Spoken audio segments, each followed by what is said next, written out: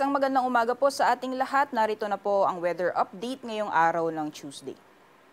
So based po sa ating latest na satellite image, kung makikita po natin, meron po tayo namamataan ng mga cloud clusters more on dito sa may southeastern portion ng Mindanao. So itong mga cloud clusters na ito, although wala naman po tayong binabantayan na low pressure area, ay mostly makakaapekto dito sa may southern portion ng Mindanao. Unti-unti po yung kikilos hanggang maapektuhan din po yung ibang bahagi ng Bangsamoro or BARMM. Samantalang easterlies pa rin po ay patuloy nakakaapekto sa malaking bahagi ng ating bansa, kaya asahan din po natin possible po na makakaranas ng mga pag-ulan yung eastern portions ng Bicol region pati na rin ng Kabisayaan.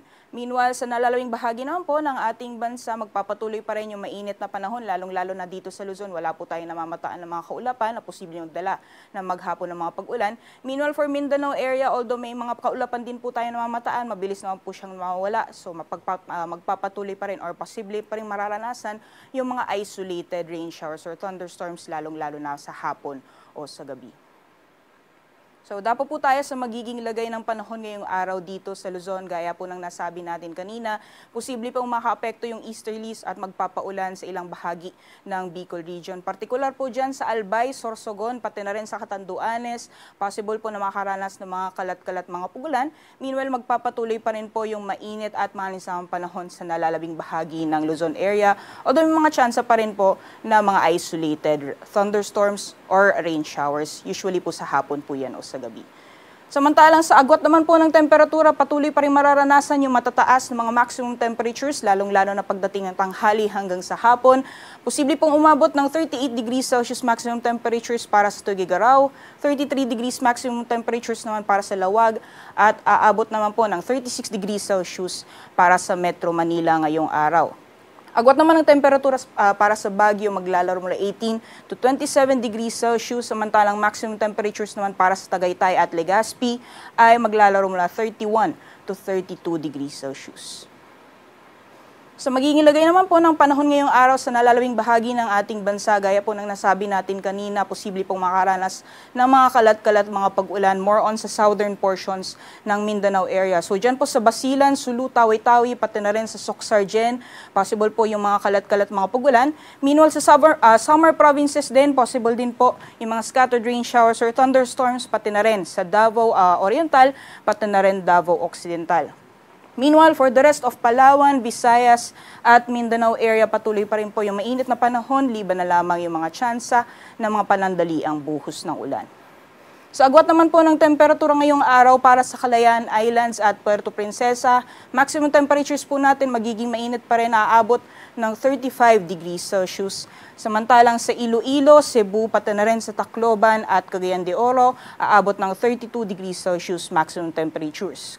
Agwat po ng temperatura para sa Davao ngayong araw, maglalaro mula 26 to 33 at sa Zamboanga naman ay maglalaro mula 26 to 34 degrees Celsius.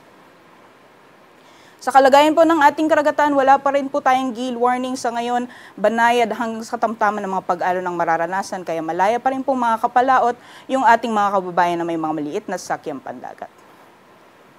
At hanggang sa mga susunod na araw, patuloy pa rin pong mararanasan yung mainit na panahon, lalong-lalo na dito sa Luzon area. So hanggang Biyernes po yan, patuloy pa rin po yung mainit na panahon, may mga tsansa din ng mga isolated mga pag-ulan.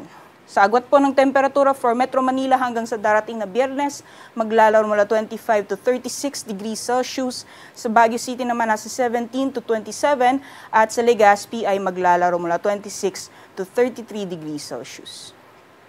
Gayon din ang magiging lagay ng panahon sa Visayas. So wala po tayong inaasahan na maghapon ng mga pag-ulan hanggang sa darating na Biyernes. So patuloy pa rin po yung mainit na panahon. Yung mga temperatura naman po maglalaro mula 26 to 33 degrees Celsius for Metro Cebu, Iloilo at Tacloban City. Gayon din sa magiging lagay ng panahon sa mga piling syudad dito sa Mindanao for Metro Davao, Cagayan de Oro at Zamboanga. Hanggang sa darating na Biyernes ay patuloy pa rin po yung mainit at malinsamang panahon, liban na lamang yung mga tsansang isolated na mga pag-ulan. At para naman sa agwat ng temperatura, sa Metro Davao maglalaro mula 25 to 33 degrees Celsius. Gayon din sa Cagayan de Oro at sa Zamboanga naman ay maglalaro mula 24 to 34 degrees Celsius. Kaya asahan pa rin po natin magpapatuloy yung mainit na panahon sa malaking bahagi po ng ating bansa sa mga susunod na araw. Kaya patuloy po yung paalala natin. As much as possible po, iwasan po natin yung mga outdoor activities at magbaon po tayo ng tubig at ng payong. Ngayong umaga, si Haring Araw ay sisikat ng 5:38 a.m. at lulubog mamayang 6:11 p.m. Para sa karagdagang impormasyon, bisitahin lamang po ang aming social media accounts at ang aming website. At yan lamang pong latest mula dito sa Pag-asa Weather Forecasting Center. Ako po si Rhea Torres. Magandang umaga po sa ating lahat. Ingat po tayong lahat.